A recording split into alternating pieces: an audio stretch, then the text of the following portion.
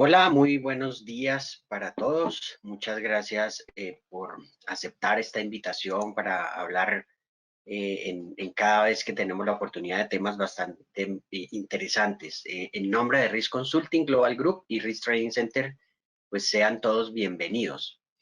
Hoy vamos a tener un tema de mucha actualidad, de mucho interés. Hemos preparado pues un tema muy interesante. Hoy vamos a hablar lo hemos denominado sanciones y delitos transnacionales, desafíos para el compliance empresarial. Estamos esperando en contados segundos que el doctor Fernando Fernández se conecte a nuestra plataforma. Ha tenido un poquito de dificultad con la conexión. Sabemos que hoy en este mundo de virtualidad pues a veces no está a favor la conexión, entonces dependemos mucho de las conexiones de Internet. Entonces estamos ahí acompañándolo a él. Sí. Disculpa por interrumpirte. Buenos días para todos. El doctor Fernando ya Hola. está con Ay, nosotros. sí. Doctor Fernando Fernández, muchísimas gracias por aceptar la invitación, muy amable por estar aquí acompañándonos. Estaba justo apenas dándole la bienvenida a todos nuestros participantes. Sea usted bienvenido, buenos días. Muchas gracias. Y aquí estamos ya conectados felizmente. Eso, perfecto. Bueno, entonces ahora sí Hola, vamos a Nair. hacer. Aquí. Nair está sin micrófono, sin audio. Estaba esperando que usted, que es muy amable y muy educado, me diera la oportunidad y me diera el Ya. pase, don Luis Eduardo. Estamos Por eso como. estaba en... Bueno, muchas gracias. Estamos aquí haciendo los comentarios previos para hacer la apertura oficial. Entonces ahora sí procedo. Pues bueno, muchísimas gracias a todos ustedes. Sean bienvenidos en nombre de Risk Consulting Global Group y Risk Training Center. Bienvenidos a este nuevo espacio profesional para hablar de temas de actualidad, temas interesantes, temas relevantes. En esta oportunidad hemos hecho un evento bastante particular con dos invitados venezolanos muy destacados. Entonces me voy a permitir, doctor Fernando, si usted me permite, primero presentamos a Nair y enseguida a usted, simplemente por tener la cordialidad con nuestra dama. Nair es una encantadora mujer venezolana que ahora está adoptada aquí en nuestra tierra colombiana. ¿Verdad? Ella es economista, tiene bastante experiencia, tal vez yo lo he dicho en otras oportunidades, tiene la experiencia de las dos caras de la moneda. Fue directora de supervisión de la Superintendencia de Bancos durante muchos años en Venezuela y luego estuvo del otro lado como oficial de cumplimiento durante también muchos años en uno de los bancos más importantes en Venezuela, el Banco del Caribe. Hoy está aquí, tenemos esa fortuna de compartir con ella aquí toda su experiencia en Colombia en temas de consultoría, de riesgo de lavado, de riesgo de anticorrupción y muchos otros temas de gestión de riesgo. Entonces, mi querida y apreciada Nair, bienvenida, muchísimas gracias por compartir este espacio académico y profesional. Y también le doy la bienvenida al doctor Fernando Fernández. Él también es un connotado abogado en Venezuela, muy reconocido por todo su ejercicio profesional. Él es socio propietario de FMF Consultores en el área de práctica penal, económica y financiera. Es consultor en derecho penal, económico, criminal, en compliance. Es un experto en ética y derechos humanos y derecho penal internacional. Es asesor de varias empresas y organismos multilaterales. Además, ha sido socio de Baker y McKenzie. También es profesor en derecho penal económico en programas de sanciones internacionales, gerencia para abogados y gerencia financiera del Instituto de Estudios Superiores de Administración. Y además es profesor de la Universidad Central de Venezuela, experto en anticorrupción. Y bueno, me quedo corto en la extensa hoja de vida y experiencia. Entonces, es un verdadero placer darle la bienvenida también, doctor Fernando Fernández. Bienvenidos y entonces un saludito de cada uno de ustedes para nuestros participantes y vamos a comenzar. Bienvenida. Gracias, Luis Eduardo, por tu amable presentación.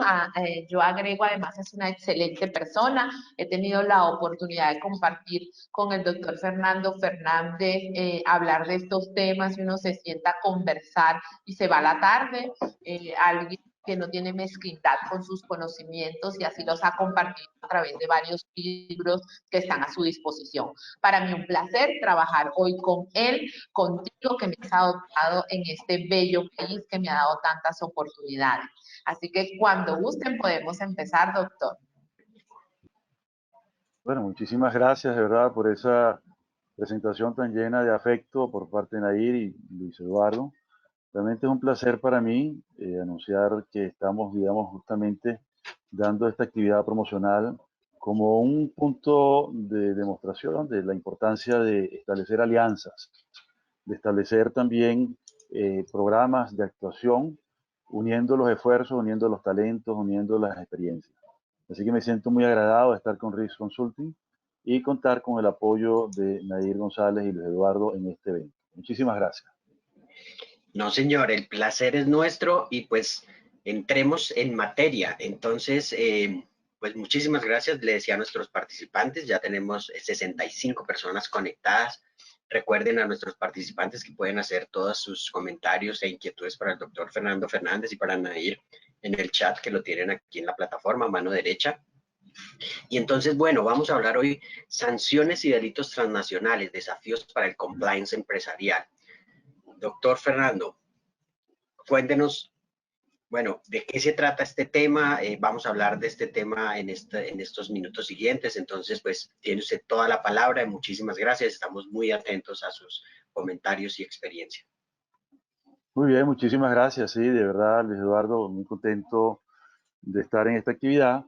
Por ahí tenemos una presentación, si quieren la pueden ir mostrando para que la vean. Isa, ¿me ayudas, porfa, con la presentación? Igual lo seguimos viendo, entonces vamos pasando la presentación, sí. Usted nos indica y lo vemos aquí en la pantalla. Démonos cuenta de la importancia del compliance empresarial en todos los temas de antilavado de activos, en el tema de antifinanciamiento del terrorismo y el terrorismo como tal, y el financiamiento de la proliferación de armas de destrucción masiva. Vamos a poner la primera plantilla, la portada, por favor, la primera. Hoy se anuncia que el organismo regulador mundial sobre la producción de químicos acaba de desenlistar como miembro a Siria por haberse comprobado que está utilizando armas químicas en contra de la población civil. Y ahí tenemos un primer aldabonazo, así, abriendo la computadora en la mañana, que nos da esa noticia que viene de La Haya, en la que se pone de manifiesto pues un nuevo riesgo para Venezuela, habida cuenta las intensas relaciones políticas, diplomáticas y económicas que tiene nuestro gobierno con el gobierno de Siria. Entonces ya vemos ahí un elemento más para los mapas de calor que hay que realizar con relación pues a la intensidad de los riesgos. Y por eso el compliance empresarial se viene bifurcando de una manera impresionante, ¿no? No solamente en estos temas. Yo puse ahí en la imagen inicial de mi presentación un laberinto verde, además, ¿no? Hoy es el Día de la Tierra y hay que tener en consideración también que hay un tema ambiental también en el compliance, ¿no?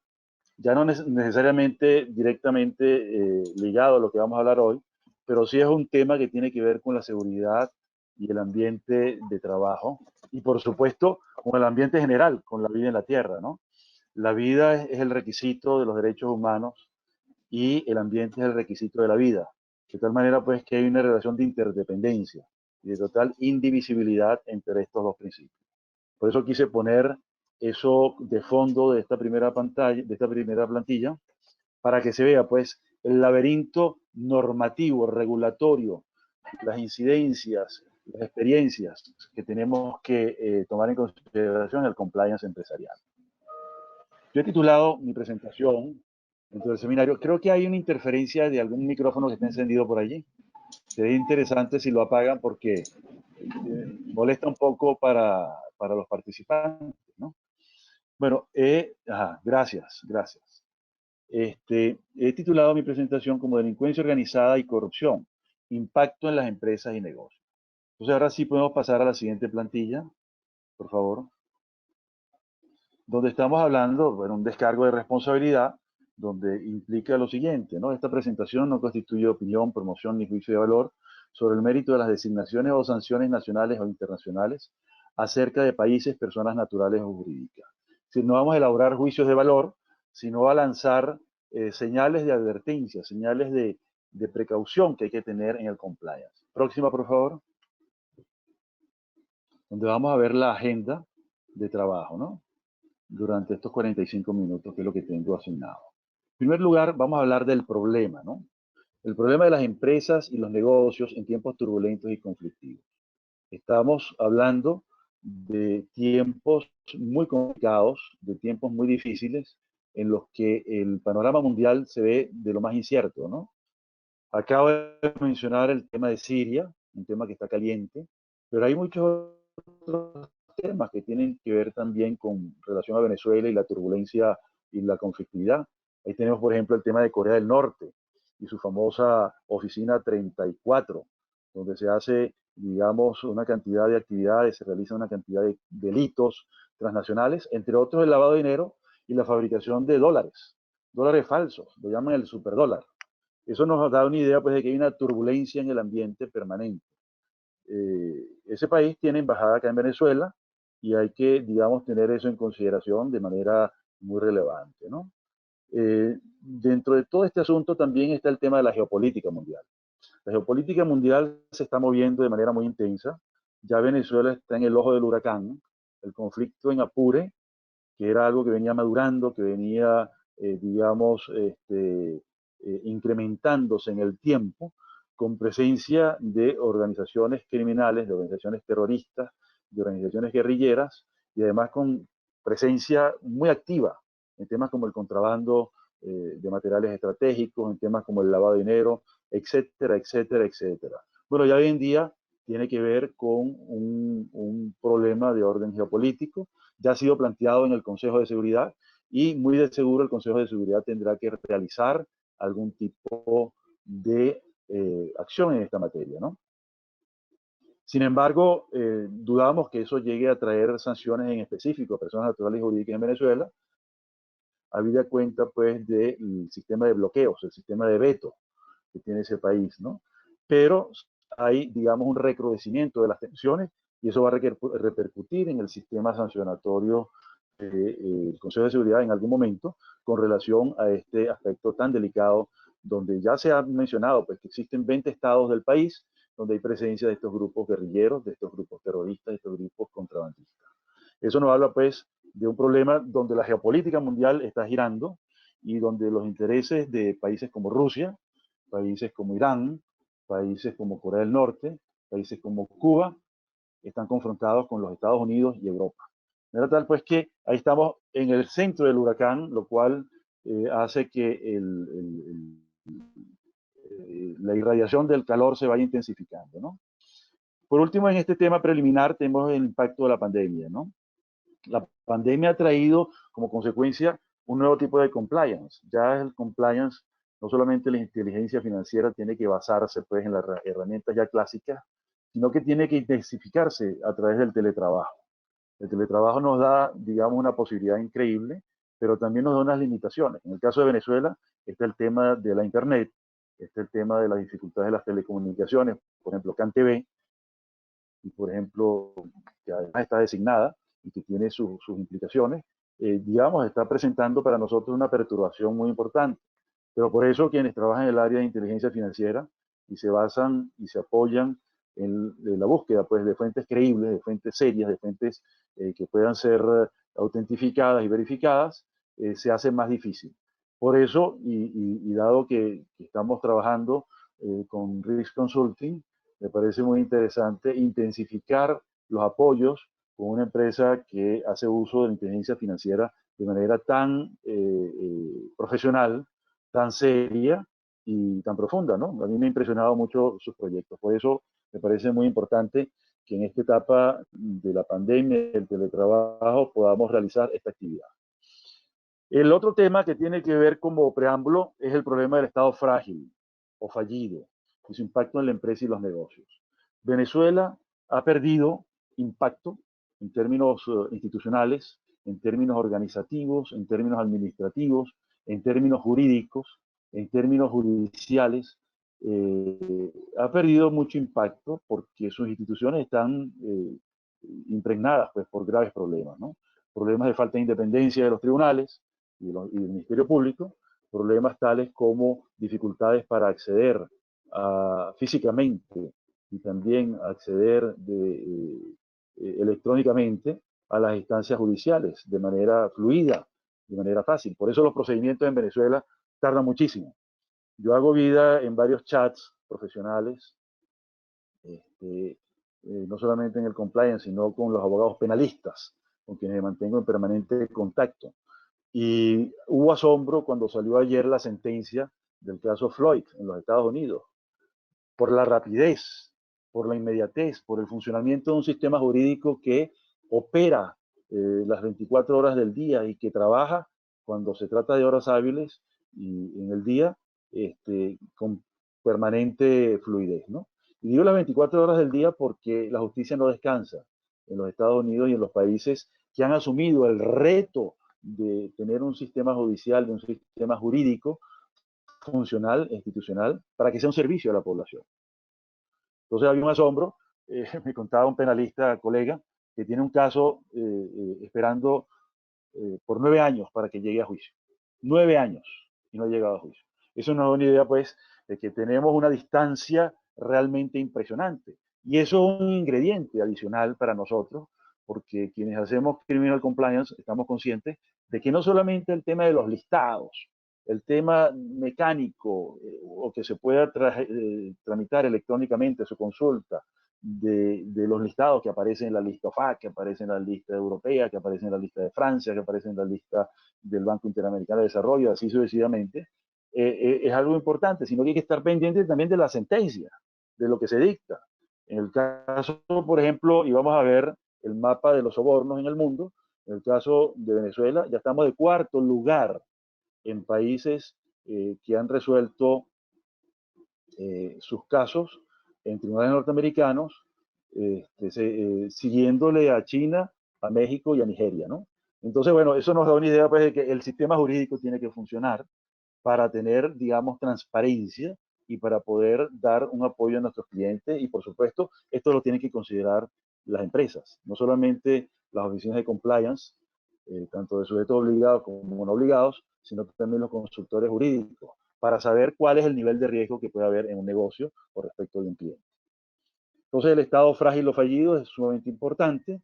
Venezuela no está considerado todavía como un estado fallido, pero sí es un estado frágil en sus instituciones, ¿no? Y eso lo podemos ver en el tema de la corrupción, lo podemos ver en el tema del lavado de dinero, lo podemos ver en el tema del funcionamiento de sus tribunales, o el simple hecho de poder registrar una patente de industria y comercio, o de registrar una idea por derechos de autor y así sucesivamente. Realmente el tema institucional es muy delicado acá en nuestro país. Y fíjense ustedes que a pesar de esto tenemos una novedad regulatoria. Una novedad regulatoria que es una providencia. Han salido en estas últimas semanas 3 providencias, ¿no? 2 resoluciones y una providencia. La que nos interesa tiene que ver con la Oficina Nacional contra la Delincuencia Organizada y el Financiamiento del Terrorismo, que dicta su primera providencia, la 001 de 2021. Esa providencia regula justamente a los sujetos obligados que hasta ahora no han estado regulados. Y hay un tema, digamos, que ha suscitado el interés del país global, del país nacional, de todo el país, quiero decir, porque afecta a las instituciones sin fines de lucro. Y esto ha generado, pues, todo un escándalo a nivel de las redes sociales, a nivel de los medios de comunicación, los pocos que hay en funcionamiento, porque afecta a las organizaciones humanitarias y de derechos humanos.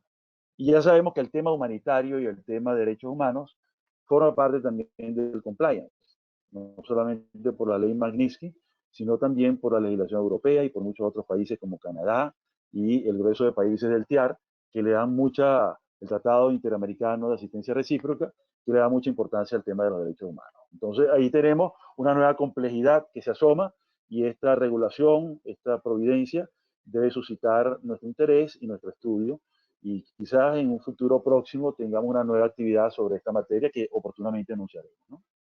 Ahora bien, el tema de las sanciones.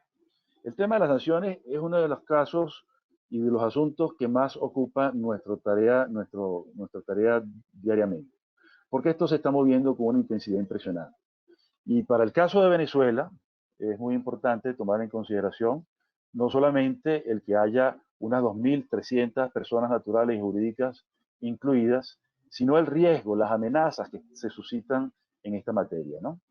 Estamos hablando pues de una situación realmente importante, porque la calificación de riesgo de Venezuela ha aumentado en términos de las sanciones, sobre todo de Estados Unidos y países como Europa, Canadá, Japón, Australia, etcétera, ¿no? Y esto motivado pues al decrecimiento, al empeoramiento de las instituciones oficiales y sobre todo el tema de los derechos humanos, ¿no? Entonces, el derecho comparado ha venido progresando, ha venido aumentando su nivel de monitoreo en esta materia, y ya, como les dije, tenemos más de 2.300 personas naturales y jurídicas enlistadas. Eso hace pues que tengamos presente esa materia y estemos muy pendientes pues de los avances. Todos los días hay novedades, todos, absolutamente todos los días. Y una de las últimas novedades que nos preocupa muchísimo es que ya no solamente está atento al problema del lavado de activos en Venezuela, el financiamiento del terrorismo, el financiamiento de la proliferación de armas de destrucción masiva y también el tema de los derechos humanos, en razón pues de la preocupación que les he manifestado, sino que también hay un cambio suscitado con una medida que dictó, de las últimas que dictó Donald Trump antes de despedirse de la presidencia, que consistió en incorporar a Cuba y a otros países en la lista de países adversarios respecto de la sanción. Y eso hace pues que la relación venezolana con Cuba y esos otros países, Rusia, Irán, Corea del Norte y Cuba, que ya la mencionamos, tenga también la mirada crítica del Departamento de Comercio. Y esto es bien importante porque tiene que ver no solamente entonces ahora con transacciones financieras solamente, ¿no? Pagos a través de la banca, transferencias, etcétera, sino también con las importaciones y exportaciones y todo lo que tiene que ver con el régimen de las aduanas. Esto va a complicar necesariamente e inevitablemente las transacciones comerciales, y eso requiere pues una mirada crítica, una mirada analítica, una mirada muy profesional a este tipo de cosas en términos de las importaciones y las exportaciones que hay del país. Tenemos también el tema del derecho penal transnacional. El derecho penal transnacional ha tenido, digamos, un impacto muy importante en la legislación mundial. Venezuela está bastante atrás en esta materia, no obstante que sí tiene algunas instituciones ya dentro de la legislación, pero hoy en día está, digamos, en el tapete, ¿no?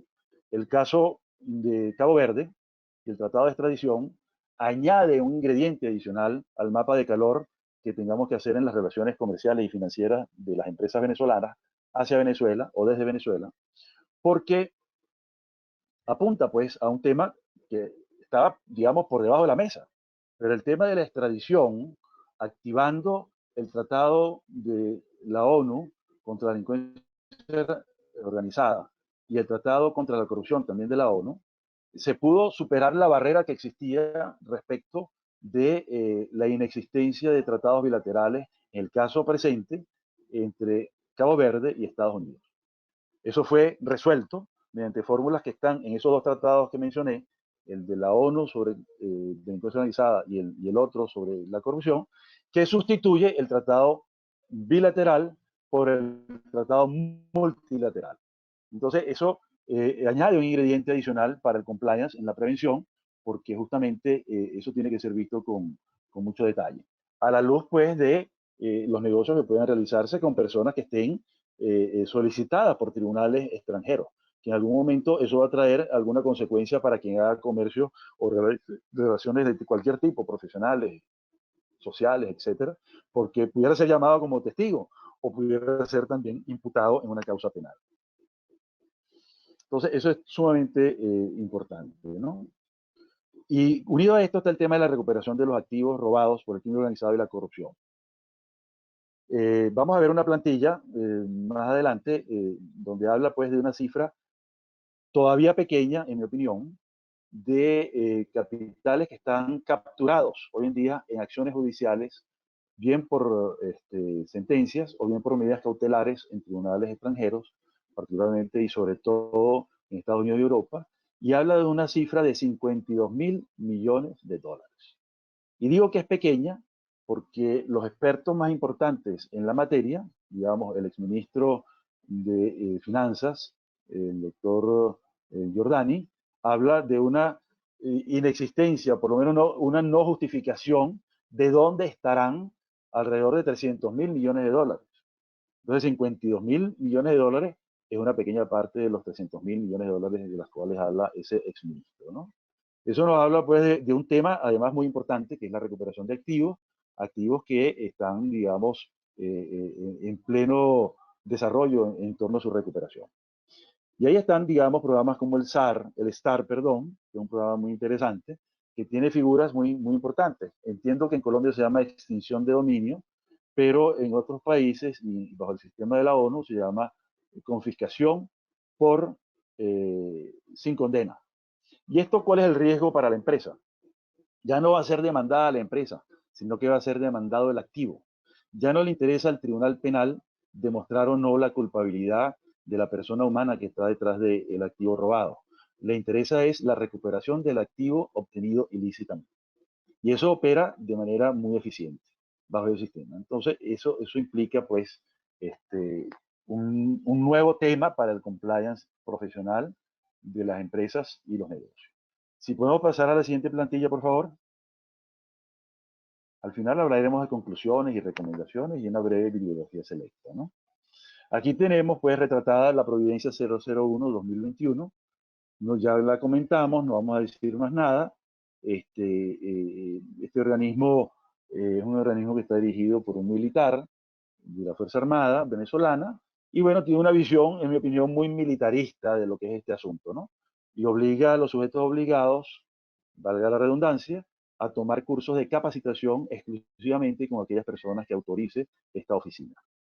De manera tal, pues que eso es un aviso bien importante, bien interesante, aparte de que tiene una enorme cantidad de regulaciones sobre las cuales hay que atender.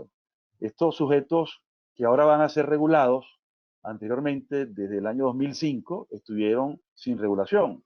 Y hablo de 2005 porque fue el nacimiento de los primeros sujetos obligados en la famosa Ley Orgánica contra la Delincuencia Organizada, listado que se aumentó en el año 2012 con la nueva legislación en la materia, ¿no? Entonces, sujetos obligados pero que no están regulados, ahí tenemos el tema del sector turístico, por ejemplo, que ahora inclusive han surgido unas nuevas regulaciones en esa materia para los hoteles, también muy rigurosas y regidas más o menos por el mismo sistema de la ONDOF, ¿no? Doctor ese Fernando. sería, digamos, el comentario básico. Dígame. Doctor Fernández, una pregunta que muy interesante lo que nos está comentando esta Providencia, pero quisiera, solo por también tener el conocimiento, ¿estos nuevos sujetos obligados son sujetos obligados para temas de lucha contra la delincuencia organizada y financiamiento del terrorismo, nuevos adicional a sujetos obligados que ya existan en Venezuela para el tema de lavado de activos y financiación del terrorismo, como el sector financiero? O sea, ¿son nuevos sujetos obligados con esta Providencia? No, no, no. Voy a repetir la frase que es un poco compleja y parece un juego de palabras, ¿no? Es para los mismos sujetos obligados, pero que no estaban regulados.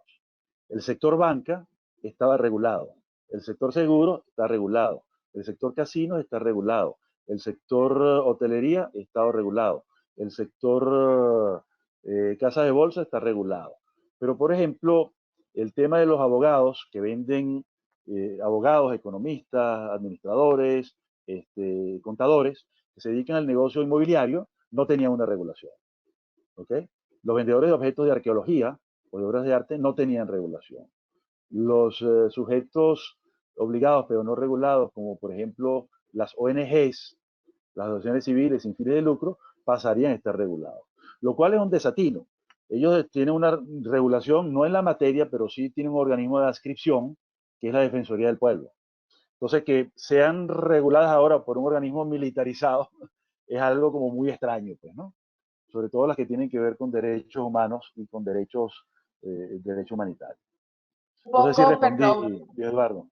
yo creo que sí, y un Dime. poco haciendo la comparación en Colombia, ¿qué es lo que pasa? La ley contra la delincuencia organizada dice que son sujetos obligados todos los que el doctor ha mencionado, pero no había una superintendencia de sociedades como hay acá en Colombia, o una superintendencia de industria y comercio, o una DIAN, o un Coljuegos que hubiera emitido una normativa que les dijera: ahora, visto que usted es un sujeto obligado a esta ley, deberá, dos puntos, A, B, C, D, eso no existía. Está surgiendo ahora, pero a través de este ente.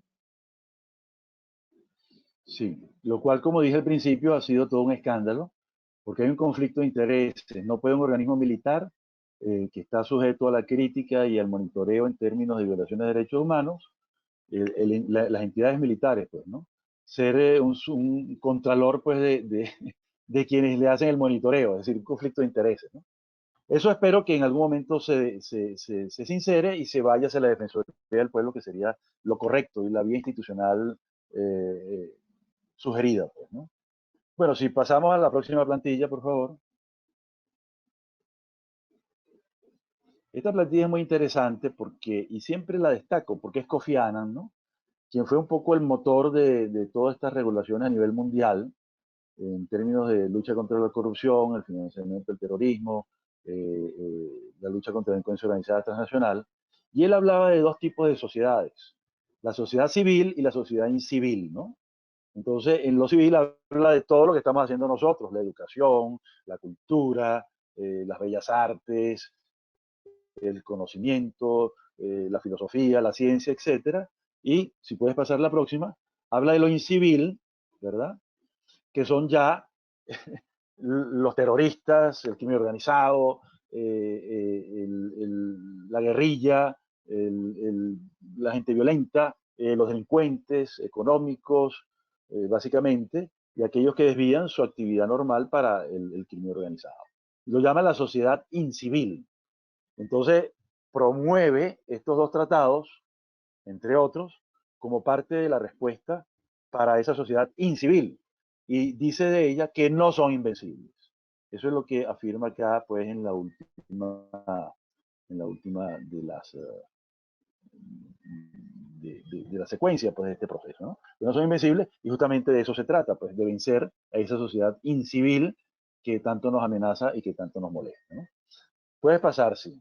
El organismo contra la delincuencia organizada y que analiza el delito y sobre todo el tema de las drogas, habla de una economía grandísima, ¿no? Yo cito nada más que un detalle de aproximadamente 870.000 millones por año, ¿no? Que maneja en términos, y esta es una cifra vieja, este es el año 2009, ¿no? Esto tiene que ser ahora muchísimo, pero muchísimo mayor. De todas maneras, la fuente de información está ahí abajo, al fondo, se puede ver y se puede cotejar, pues, porque es el último informe que se ha producido. Próxima, por favor.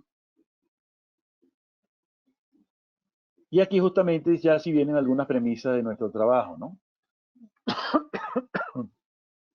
Nosotros afirmamos, ¿no? Que hay un círculo infernal. Siempre se habla de círculos virtuosos. Círculo virtuoso es lo civil, es lo que estamos haciendo, es la educación. Pero círculo vicioso es todo lo contrario. Ahora bien, cuando estamos hablando de delincuencia organizada, no es solamente un círculo vicioso, estamos hablando de un círculo diabólico, un círculo infernal. Y ese círculo infernal está integrado por dos grandes variantes, la corrupción y el crimen organizado. ¿Qué hace la corrupción? La corrupción mata. Cuando la corrupción arruina un Estado, lo vuelve frágil o lo vuelve fallido, el Estado simplemente deja de cumplir con sus funciones esenciales, básicas, elementales, fundamentales. Entonces temas como la salud, temas como la alimentación, temas como la nutrición, temas como la medicación para enfermedades catastróficas, se convierte en sí mismo en una nueva tragedia, ¿no? O temas como las medicinas para enfermedades curables. Y la gente termina muriendo de mengua o de hambre, ¿no?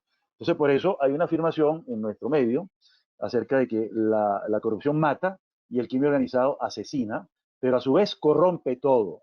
Es decir, ahí viene el círculo vicioso, el círculo diabólico, entre corrupción y delito organizado. Acá en Venezuela se han ubicado, y este es un informe que hace Transparencia Internacional, fíjense ustedes que es algo curioso, ¿no?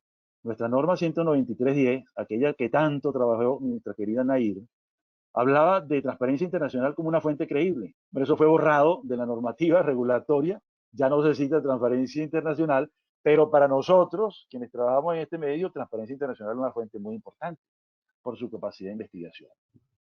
Entonces, ellos miren esta cifra, ¿no? Ha documentado la existencia de 9 grandes bloques criminales y unas 13.000 organizaciones delictivas, las cuales actúan con gran impunidad.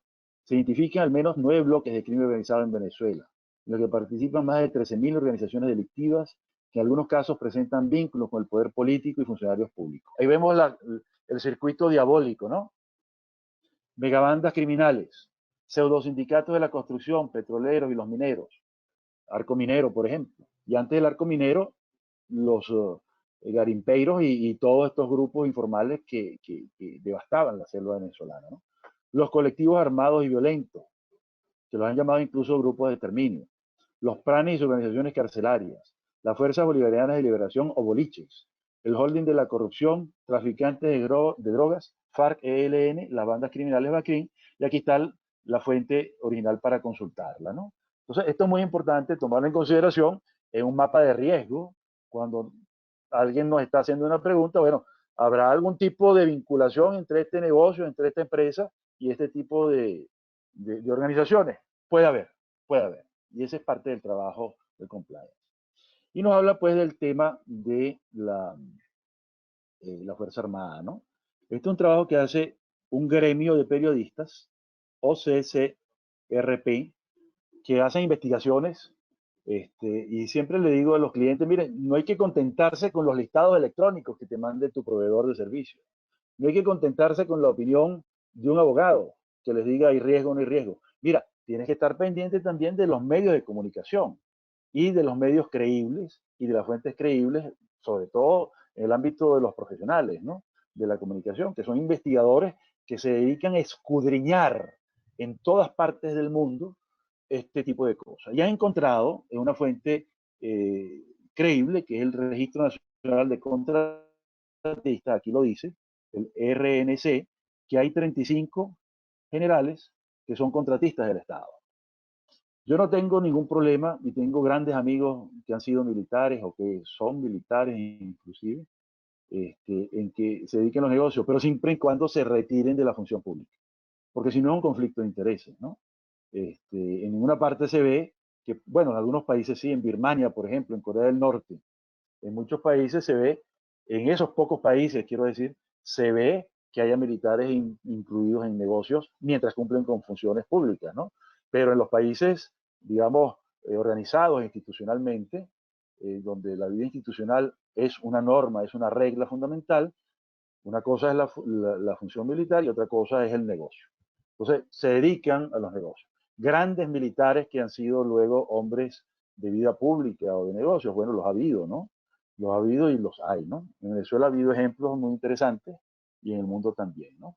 El Plan Marshall fue dirigido por un militar.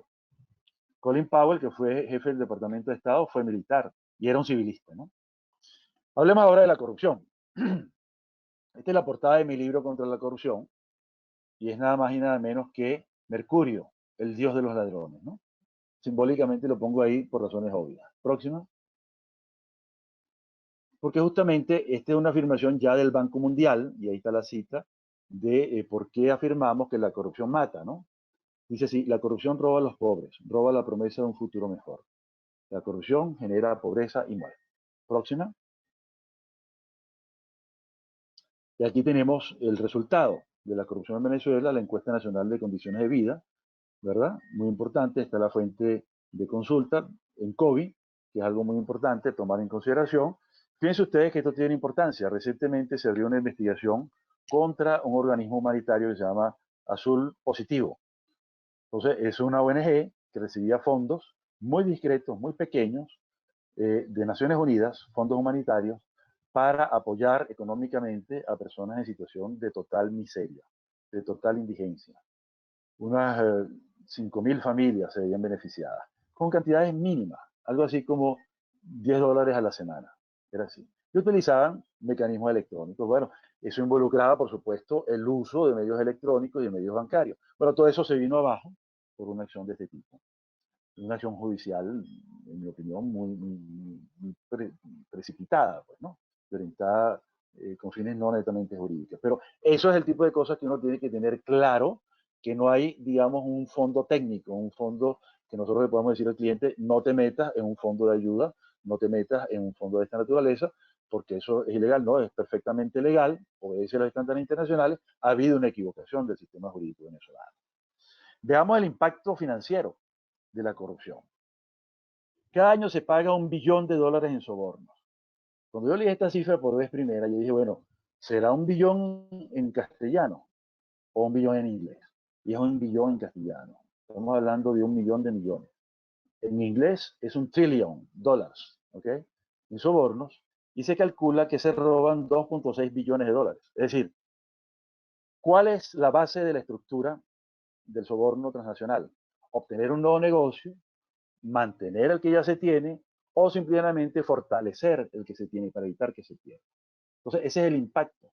Ya la vieja noción que aprendimos en las universidades y que se nos dijo siempre que la culpable de la pobreza, los culpables de la pobreza son los ricos, que es el capital, ha sido desvirtuado con este estudio, un estudio que llevó unos 20 años de análisis de datos donde se puede ver el vínculo directo entre corrupción y pobreza. Pero tal pues que ya ese paradigma marxista ha desaparecido del mapa intelectual y ahora es simplemente la corrupción como fuente primordial de la pobreza en los países, ¿no? Creo que es elocuente y no vale la pena seguir hablando de esto en el caso de Venezuela porque es palpable. Próxima. Y ahí tenemos el efecto, ¿no? La percepción. Ahí tenemos un mapa de calor donde aparece Venezuela rojo, rojito, ¿no? 176 de 179 países. Estos son percepciones, son opiniones que dan más de 100.000 hombres y mujeres de negocios en el mundo entero que les preguntan si han tenido que dar o si le han pedido algún soborno en algún país. Bueno, ya estamos prácticamente en los últimos lugares. Cuando vi por vez primera estos informes de Transparencia Internacional, estamos hablando de los años 80 tardíos, casi los 90, Venezuela estaba en el puesto 56 de 100 y picote, casi 200, ¿no? Entonces hay que ver lo que se ha descendido en esta materia. Esto es algo realmente impresionante. Próxima, por favor. Aquí está el mapa de los sobornos, que está actualizado al 22 de enero de 2021, ¿no?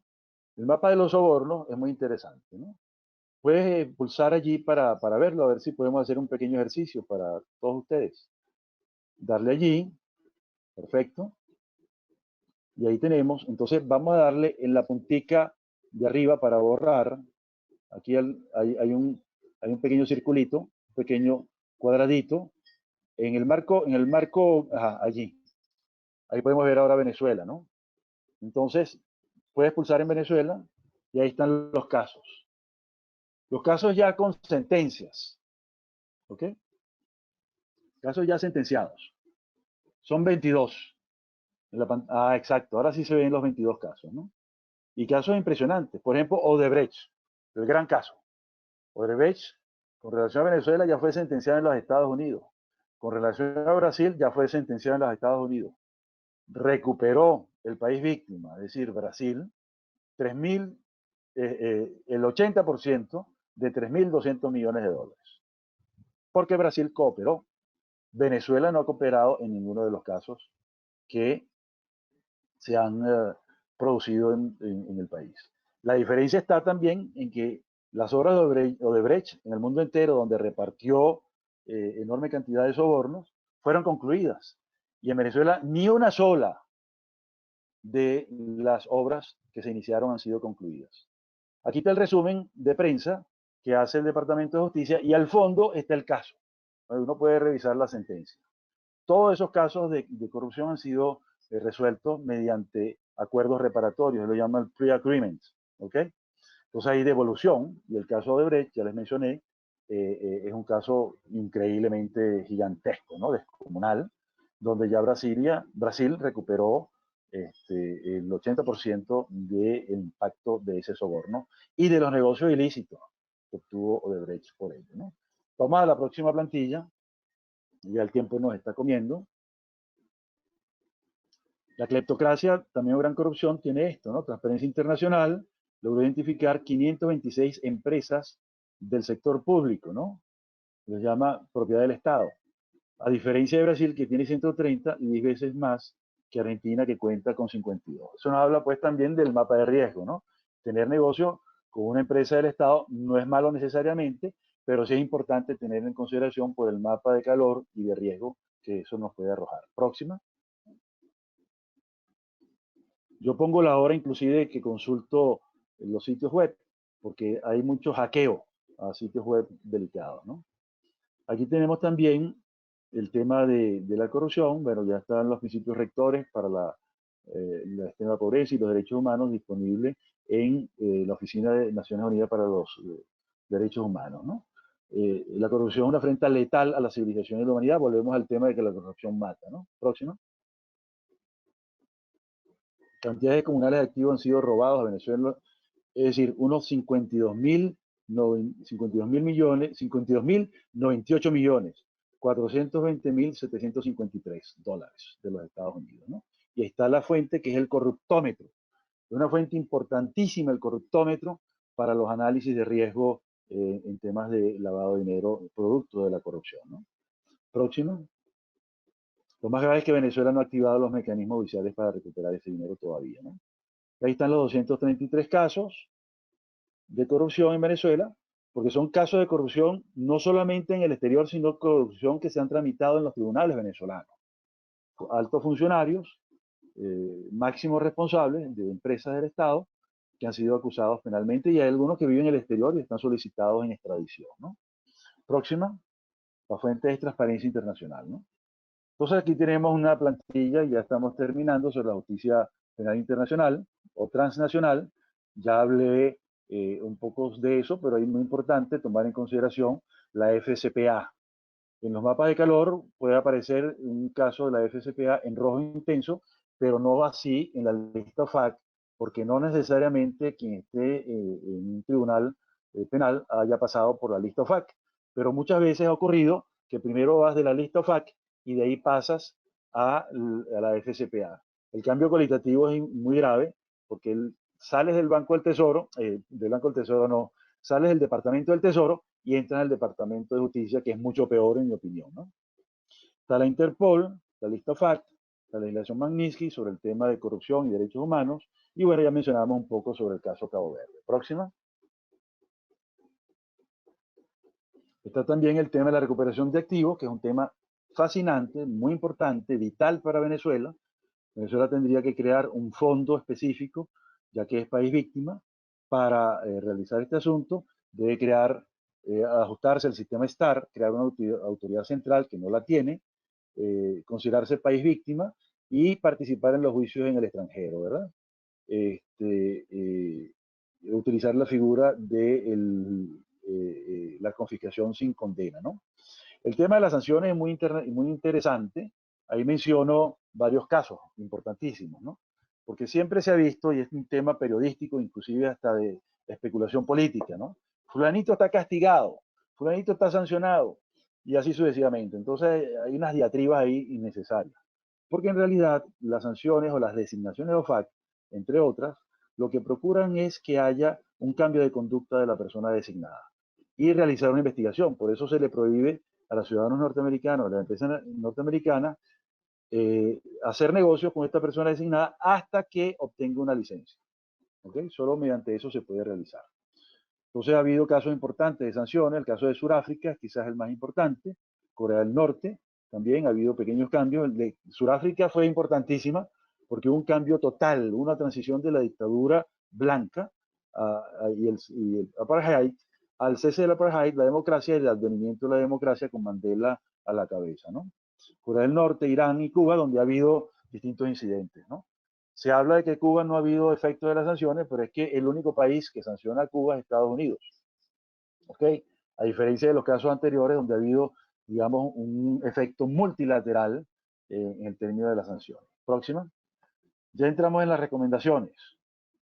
Entonces las recomendaciones son muy básicas, ¿no? Primero las reglas de oro, conocer al cliente de tu cliente, al socio, al empleado, tu familia, el proveedor. La clave es la inteligencia financiera. Referencia mínima, resolución 083 de su debate. En el tema esta que acabamos de hablar, de la 001, 021 de la ONDOF, bueno, eso es otra referencia mínima, ¿no? Pero lo que sí tenemos que hacer como referencia obligada es tomar en cuenta los estándares internacionales, porque estamos en un país de alto riesgo, ¿verdad? Entonces tenemos que utilizar la diligencia mejorada e intensificada y los deberes de cuidado por el riesgo penal. Próxima.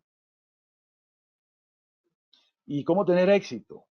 Bueno, el éxito tiene que ser un éxito seguro, ¿no?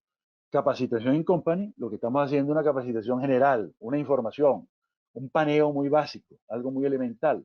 Pero in company es lo ideal porque ahí es donde se lavan los trapitos sucios y se puede dar el consejo más apropiado y el consejo más profundo y más detallado para resolver alguna crisis o resolver algún riesgo, ¿no? Estudio y monitoreo permanentes, esto ya no podemos evitar este asunto. Yo parto de lo más elemental, recomiendo a mis clientes siempre, suscríbase a la lista OFAC, suscríbase a los medios de información, consulte el Consejo de Seguridad y así sucesivamente, ¿no? Debes utilizar también herramientas tecnológicas, es muy importante, pero las herramientas tecnológicas podrían ser también hackeadas, podrían ser burladas, cambiando las letras. Ha habido casos en esa materia, el caso Amazon, el caso Apple, donde ha habido cuestionamientos por parte de los FAC y ha habido que mejorar los sistemas tecnológicos. Y ahí es donde viene el tema personalizado de seguimiento y el tema, digamos, de profundizar. Y es donde viene el apoyo experto, además de las herramientas que son insustituibles. No hay manera de sustituirlas en el mundo actual por la enorme proliferación de fuentes de información que hay, ¿no? Tener un protocolo de gestión del riesgo y de las crisis, asesoría en compliance, una política comunicacional también, por el riesgo reputacional, hacer una auditoría penal sobre delitos determinantes del lavado de activos como delitos de corrupción, derechos humanos, elaborar o mejorar el código de conducta y de ética, una política de tolerancia cero, compaginar esto con los reglamentos, con los contratos, documentos, cláusulas especiales, con los manuales, los sistemas tecnológicos y complemento de búsqueda artesanales, criminal compliance y delitos determinantes, rutinas comerciales, proveedores, etcétera, capacitación, modalidades, operaciones, servicios, productos, procedimientos, en fin. No tenemos tiempo para detallar, pero son los temas básicos que una empresa debe tener, sobre todo si es un sujeto obligado, y si no es un sujeto obligado, pero tiene alto riesgo, también, porque tiene negocios con el gobierno, por ejemplo, ¿no? Vamos a dar próximamente un curso de actualización sobre sanciones internacionales, bien importante, 16 horas, va a ser bastante detallado, es un tema que siempre lo sugiero para profundizar a los capacitadores. Próxima, por favor.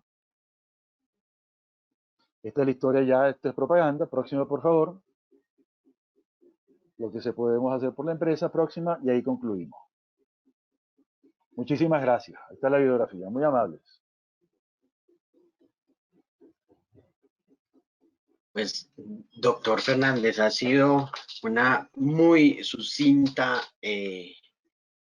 y muy a la vez que sucinta es muy detallada en ciertos detalles muy interesantes del panorama de lo que usted nos ha mostrado de la delincuencia organizada y toda esta gran amenaza en la que estamos todos luchando conjuntamente. Nair, no sé si tienes algún comentario o pregunta para el doctor Fernández. No, yo solamente quería acotar la importancia de, como él bien lo decía, conocer las noticias, ¿sí? Conocer las noticias. En el caso de nosotros, me permito 22 segundos de publicidad, manejamos una herramienta que se llama Inspector, que tiene las listas y muchas listas son creadas por nosotros mismos, que tiene las noticias, de los principales medios de comunicación, no solamente de Venezuela, sino de las grandes capitales del mundo. Entonces, para cuando es difícil, bien sea por los accesos o la calidad del Internet en nuestros países latinoamericanos, pueden usar herramientas, menciono la que yo conozco que manejamos acá, hay varios en el mercado que le garantice que también crea sus propias listas como lo hace Inspector en cuanto a noticias. Es lo que yo quería comentar. Genial. Esa es una herramienta muy buena. Eso es una herramienta muy buena y muy No sé si importante. haya pregunta de los participantes, Luis Eduardo. No, Isabel me dice que no hay preguntas, pero yo sí tengo una pregunta para el doctor Fernández.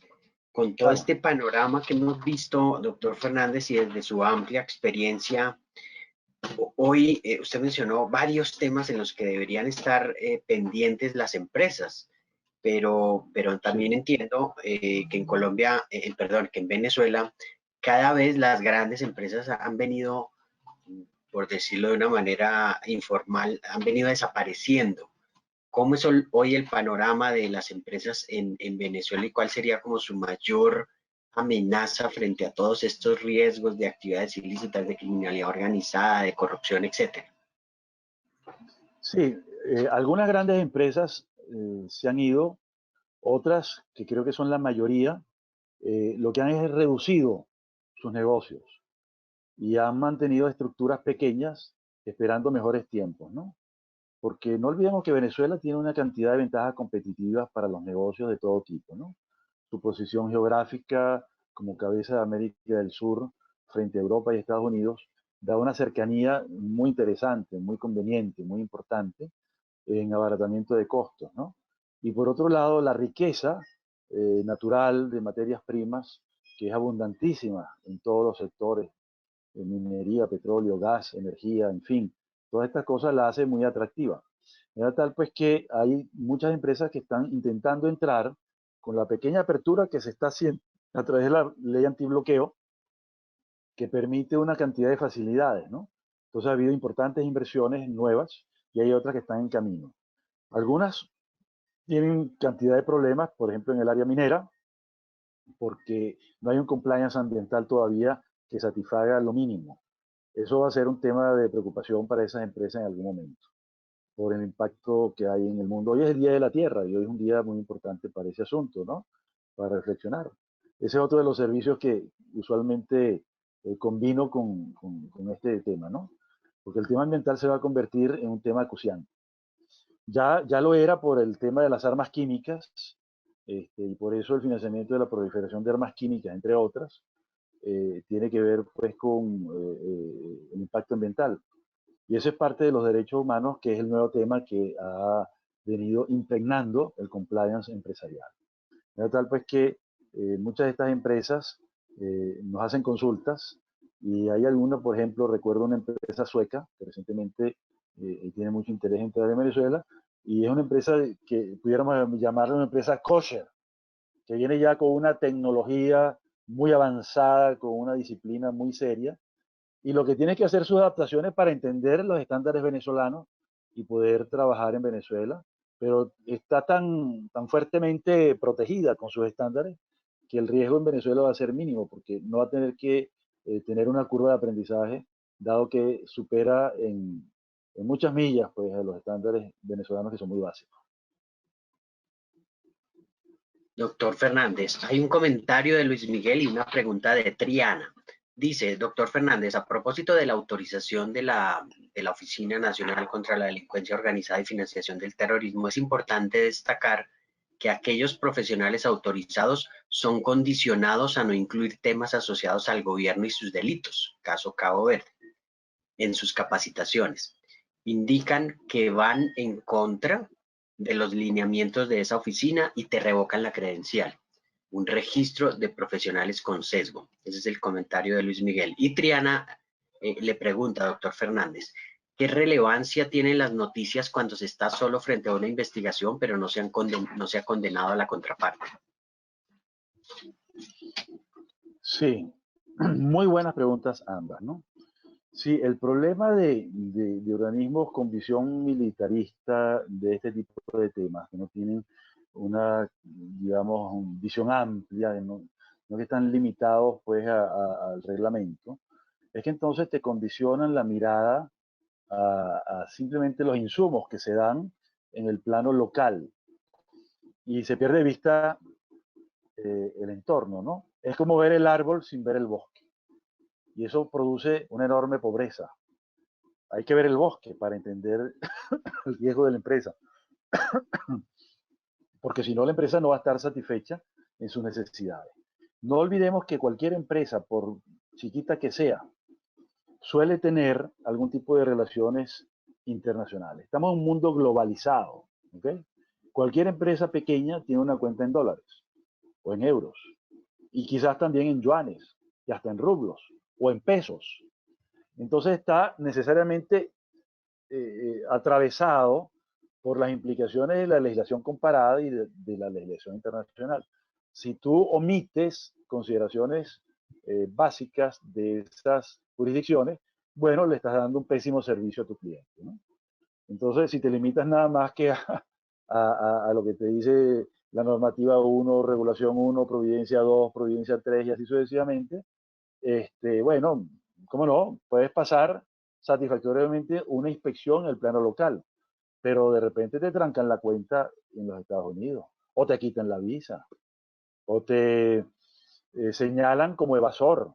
El problema de la evasión de las sanciones, que es un tema que no tenía preparado para esto, sino para el curso del IESA y para los próximos cursos que vamos a dar conjuntamente con Risk Management, es que el tema de las sanciones internacionales y las evasiones tiene consecuencias penales sumamente graves. Y todos los días también se transan investigaciones, digo se transan porque se aceptan, se hace un plea agreement para impedir que la investigación prosiga.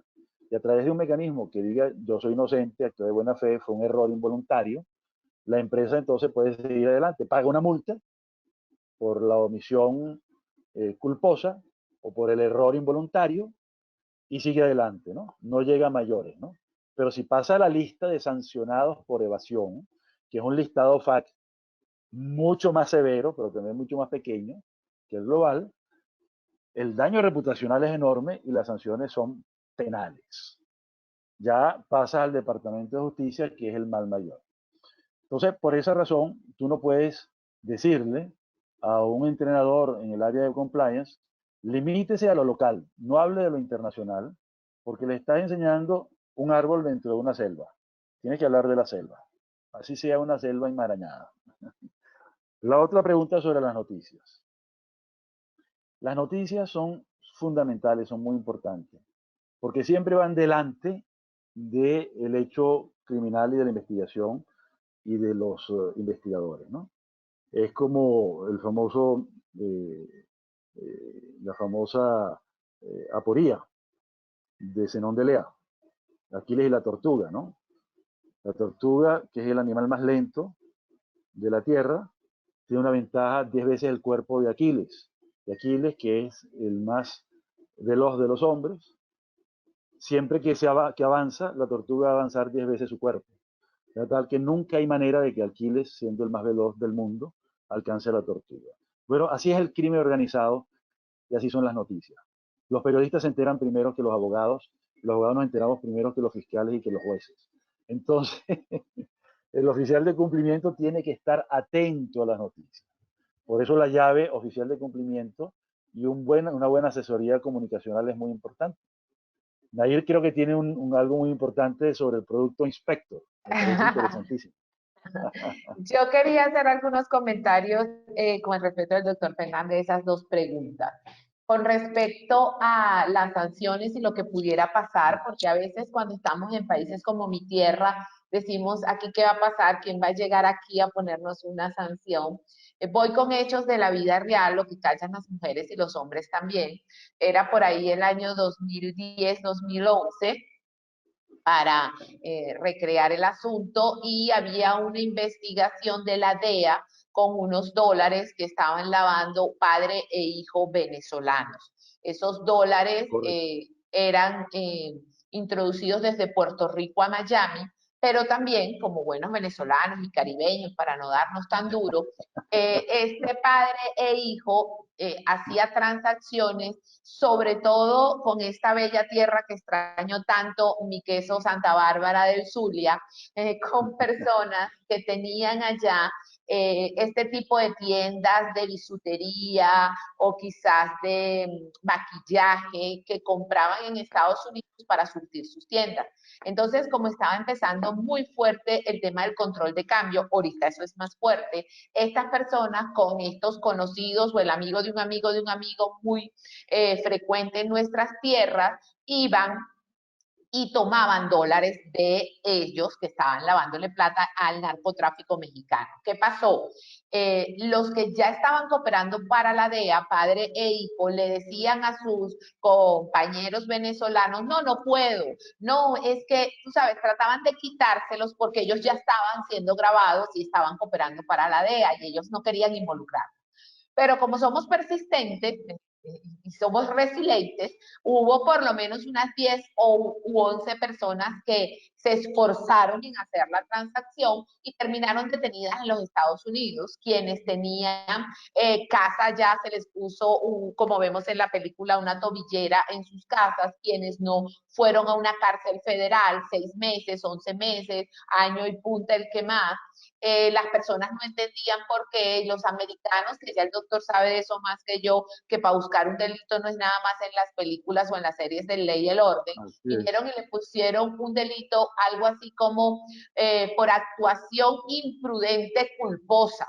Y cuando tú leías un poco las transcripciones, lo que les decían es, usted tenía que saber que ese dinero venía de algo ilegal, porque el señor en la llamada telefónica le dijo 14 veces que no podía, 14 veces que no era posible. No sé, entonces fíjense cómo uno ve lejano una sanción, pero que en el mundo real puede ocurrir con esta historia que les estoy contando. Y con respecto a las noticias que tanto valor le doy, respiré cuando el doctor hizo la respuesta que hizo, porque los abogados, que es su caso y más con la experiencia que él tiene, tienden a responder esa pregunta, se presume la inocencia antes de, lo cual es perfectamente de acuerdo si yo no soy el oficial de cumplimiento de la empresa donde está la noticia. ¿Sí? Porque cuando tú eres el oficial de cumplimiento, donde tienes un cliente o un proveedor que sale en un escándalo, en una noticia, tú das gracias a Dios que lo hayas podido ver, porque complicado es que te des cuenta cuando el proceso ya ha avanzado, cuando te toca la puerta del fiscal y como dicen acá mis colegas colombianos, el fiscal le dice, venga mamita que le lavaron la plata, ¿y dónde está usted cuando le lavaron esta plata? Entonces, en mi opinión, la noticia debe dársele cierto valor, obviamente la fuente, la investigación, la corroboración, lo que tiene conmigo, porque a lo mejor hay un escándalo, pero si soy un banco, tiene una tarjeta de crédito conmigo que no consume sino su plataforma de películas, por ejemplo, pero sí personalmente y cuando ejerzo el cargo, para mí las noticias tienen un altísimo valor para ese análisis financiero que comentaba el doctor en su presentación. Sí, un pequeño comentario sobre ese asunto. Y es que el oficial de cumplimiento, por eso el apoyo con el sector de comunicación de la empresa es muy importante, porque hay que discriminar la credibilidad de la noticia y hay que verificar, porque ya es sabido que a través de las vías sociales y también de los medios de comunicación existen bots, existen trolls, existen campañas, incluso pagadas, difamatorias contra una empresa, ¿no? Entonces, o contra un país inclusive, o contra una persona. Entonces hay que discriminar la credibilidad y hacer la debida verificación para entonces darle certeza y fundamento al apoyo que uno le da al cliente y decirle, mira, esto hay que tomarlo en consideración, esta noticia ya está verificada, es cierta, y en cualquier momento va a desencadenar o alguna sanción internacional tipo OFAC o algún tratamiento tipo Unión Europea o inclusive hasta una acción judicial, ¿no? Entonces, ese es un trabajo bien interesante, sutil, pero también muy importante a la hora de dar una opinión calificada, ¿no? Discriminar de lo que sea campañas. Acaban de desmantelar varias fuentes de noticias falsas que estaban operando en Nigeria con ocasión del caso Cabo Verde, que es un caso, como yo les digo, emblemático. Y la desmantelaron porque era un sistema que estaba ya bajo pago, generando un malestar, pues, ¿no? Bueno, lo mismo ocurre con temas de esta naturaleza. Sobre el caso que narró Nair, hay un caso más importante que tiene que ver directamente con Venezuela y este tema, ¿no? En los años 90, cuando reventó el caso Casablanca, en Venezuela, México y Estados Unidos, justamente lo que decía la gente encubierto es, este dinero que te estoy dando, este cheque, parece que viene del tráfico de drogas. Los agentes bancarios no le hicieron caso. Bueno, si eso viene del banco tal, no lo voy a mencionar, que es un banco grande, serio, ya eso está lavado. Así que dale, ahí el criterio Caribe, dale, ya eso está lavado. Bueno, conozco gente que estuvo involucrada en ese tema durante más de 20 años y todavía tenía sus bienes embargados, su libertad limitada y así sucesivamente. Por esa razón, es muy importante tomar el consejo de Nadir en esa materia, ¿no? Hay que atender todos estos temas y sobre todo uno no sabe si está frente a una investigación encubierta y te da una noticia, entonces tú tienes que estar alerta ante eso. Gracias. Bueno, doctor Fernández, tenemos más halagos y una pregunta. Luis Marcel dice, gracias, doctor Fernández, muy corta pero excelente disertación, como siempre, muy a la altura. Carlos Londoño también agradece el evento y dice que la presencia suya es siempre un lujo. Y viene la pregunta, Dani, comenta y pregunta, dice, el reciente pronunciamiento del ente rector en materia de legitimación de capitales, financiación del terrorismo y financiación de la proliferación en Venezuela, ¿no es acaso una señal de mejora en el combate efectivo contra la delincuencia organizada? Opinión sobre la atención del ente rector sobre la visita in situ del GAFIC a esa jurisdicción en Venezuela. Y también nos pregunta, o sea, son 3 preguntas. Y también si usted se encuentra certificado ante el ente rector para impartir adiestramiento. Sí, fíjese, el tema es muy interesante sobre el ente rector. Como dije al principio, del año 2005 ya se hablaba de los sujetos obligados no regulados, ¿no? Ya había una mora considerable. Se espera una visita próxima en esta materia del órgano regulador internacional y por eso vemos que en muy corto plazo han salido providencias y resoluciones tanto de la ONDOF como de la UNIF para ponerse al día, ¿no? Ya la UNIF es un órgano descentralizado, como lo exige, digamos, la legislación internacional y los estándares, y creo que hacia allá deberían ir las orientaciones de la ONDOF, más hacia la UNIF que hacia la ONDOF, porque ya la ONDOF tiene unos fines en la ley que son distintos a los que se formulan, ¿no? Es decir, los adiestramientos no los tiene por qué impartir ni registrar, ni tampoco autorizar la ONDOF, en mi opinión. Los tiene que autorizar es la UNIF para todos los órganos en la materia y sus orientaciones son válidas, yo siempre las recomiendo, para los otros organismos, aun cuando no estén regulados, porque hay gente que la misma Nair conoce muy bien esa institución, ha habido gente muy calificada que se ha ido profesionalizando a lo largo de muchos años. Entonces, ese tema es bien interesante, ¿no? Bueno, sobre el tema del registro no ante la ONDOF y otros organismos, yo estoy dando clases de esta materia desde el año de 1989. Yo me formé con la Junta Internacional Fiscalizadora de Estupefacientes y con la CICAT en su primer curso, cuando la CICAT se estaba inaugurando, ¿no? Nada más y nada menos que con Irving Tragen y con un ilustre el profesor colombiano, el doctor Edgar Saavedra Rojas. Lo recuerdo muchísimo, ¿no? Entonces, bueno, yo me mantengo así en el plano académico, en el plano docente, y si alguien me llama, yo voy y le doy la clase o le doy la instrucción, le doy el material, no tengo ningún tipo de egoísmo, así que estamos permanentemente a la orden en esa materia.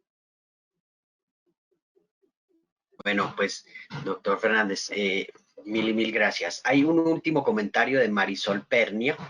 Ella comenta que Venezuela pues tiene otro tema que da para mucho y es todo el tema de la economía digital y todo el tema de los nuevos actores en este segmento y en el marco legal pues no se conoce mucha normalidad, dice ella, y la presencia de criptomonedas. Ella hace el comentario, yo le preguntaría, ¿tiene usted alguna opinión frente a este tema? Es un tema desafiante. Desde el principio yo defendí el negocio de las criptomonedas cuando no tenía ninguna regulación y decía que era algo que no estaba prohibido. Hubo algunas actuaciones judiciales desmedidas, prematuras contra mineros y eso poco a poco se ha ido regularizando, inclusive en el tema de antilavado de activos, ¿no? Creo que eso debe ser visto con mucho cuidado, sobre todo con el tema del anonimato, ¿no? Porque somos enemigos del anonimato en toda su instancia. Por esa razón, el tema de las criptomonedas tiene que estar siempre aparejado con un sistema claro de blockchain para poder saber el origen, el tránsito y el final de la transacción. Creo que hay mucho que aprender. Ahorita en Venezuela, frente a la crisis financiera, hay una gran, digamos, eclosión de negocios digitales. Y yo creo que para las empresas que son serias hay que ir con pie de plomo, ¿no? Y hay que ir buscando, pues, lo más seguro en esa materia, ¿no? Y creo que el blockchain brinda las ventajas de seguridad que se requieren para saber, digamos, origen, tránsito y final de la transacción. Digamos que esas son las orientaciones básicas, ¿no? En alguna medida, si hiciéramos algún seminario sobre esta materia, podemos profundizar para darle tranquilidad a los criptomineros. Muchas gracias. Sí, justo en ese tema también Colombia ha venido teniendo un avance muy importante. Justo en este momento hay un proyecto de de operación controlada o de vigilancia controlada, como se llama Sandbox o Arenera en Colombia, donde hay varias entidades financieras vigiladas colombianas en alianza con varios exchange extranjeros y algunos locales. Están en toda la etapa preoperativa y durante este año se va a estar desarrollando el mercado de criptomonedas en Colombia de una manera de regulación controlada. Y hay también, cursa en este momento un proyecto de ley en la Cámara de Representantes para establecer legalmente este tipo de intercambios. Y sé que tenemos en nuestro plan con Nair hacer un evento justo sobre este tema que ya les anunciaremos. Entonces, es un tema que sin duda, como usted dice, uno no puede ver únicamente el árbol sin dejar de ver el bosque, y eso es lo que está pasando en toda la región. Todo el desarrollo de criptoactivos. El mismo Gafi hoy tiene un espacio de consulta para emitir próximamente una guía sobre todo el tema de activos virtuales. Entonces, es un tema que efectivamente, como usted señala, hay que estar muy atento y muy a la vanguardia para seguir lo que está pasando en el mundo. No podemos taparnos los ojos y pensar que eso no está sucediendo. Todo lo contrario, hoy ya tenemos entidades descentralizadas, totalmente digitalizadas, nada es presencial. Entonces, pues muchas gracias por su comentario. Una última pregunta y se nos acaba el tiempo. Triana nos pregunta, ¿se debe dar aviso, la alerta a la junta directiva, pero la decisión no está en cabeza del oficial de cumplimiento? Sí, digamos, el alerta tiene que recorrer todas las instancias formales, ¿no? El oficial de cumplimiento, la gerencia de cumplimiento, el presidente deben estar atentos y deben tener una línea de comunicación permanente para tomar una decisión, ¿no? Lamentablemente, hemos visto en casos de Venezuela últimamente que todo se está atascando. Venezuela está en situaciones de control extremo, ¿no? Una colega del área me llamó la semana antepasada para decirme con preocupación lo que le estaba pasando. Ella hizo una transferencia CELE de $60 de su banco en Canadá a la presidenta de la Junta de Condominio de su edificio, porque la persona se había enfermado y estaban haciendo una colecta para ayudar al conserje del edificio en los tratamientos médicos, ¿no?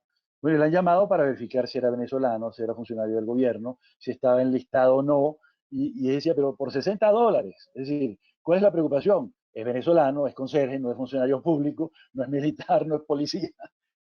Una cosa, bueno, hasta ese nivel de detalle.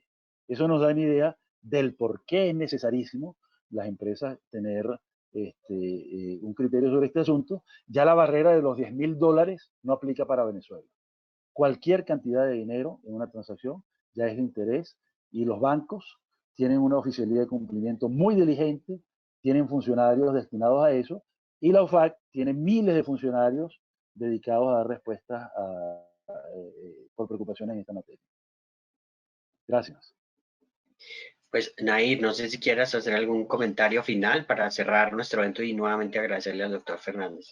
Muchas gracias. Sí, también quería comentar sobre la señal de alerta, que todo dependerá de la dinámica de la empresa, ¿ok? En un banco, una señal de alerta son 7.500 en un día o en una semana, dependiendo de la cantidad del banco, pero quizás sí haya alguna señal de alerta si se refiere a alguna coincidencia en una lista o como UFA o Naciones Unidas, que haya que comentarla con la alta gerencia. Entonces, siempre dependerá de cómo la tenemos definida en el manual, y cuál es el tratamiento que le vamos a dar. Yo no tengo más que agradecer el tiempo del doctor Fernández, agradecer su disposición para compartir con nosotros este escenario. Cada vez que me conecto con mi tierra, así sea de esta manera, es un día muy lindo para mí. Sepan también que aquí estamos dando la cara por el país, siempre a su disposición lo que necesiten de nosotros que podamos aportar para hacer las cosas bien. Como una serie que he mencionado en otras oportunidades sobre el famoso superpolicía en Colombia, el General Naranjo, esa serie, porque ustedes saben que yo pongo show a todo, tiene un jingle, como se dice, que me encanta, que dice que los buenos somos más. No olviden eso, los buenos somos más y es lo que se debemos seguir haciendo, las cosas de manera correcta. Pues, doctor Fernández, muchísimas gracias nuevamente de parte nuestra. Como dijo Marcel, es un lujo haber contado con su presencia, con su tiempo, en nombre de Risk Consulting Global Group y Risk Training Center. Y a Nair, muchas gracias por compartir este espacio y a usted especialmente por toda su experiencia y su conocimiento. Muchas gracias. Bueno, un muy feliz día para todos ustedes. Muchísimas gracias por aceptar esta invitación. Pronto los estaremos invitando a un nuevo evento y también ya con la participación del doctor Fernández en otras actividades que les comentaremos oportunamente. Un buen día y muchas gracias para todos. Gracias. Fuerte abrazo. Gracias. Bueno, con el mayor gusto.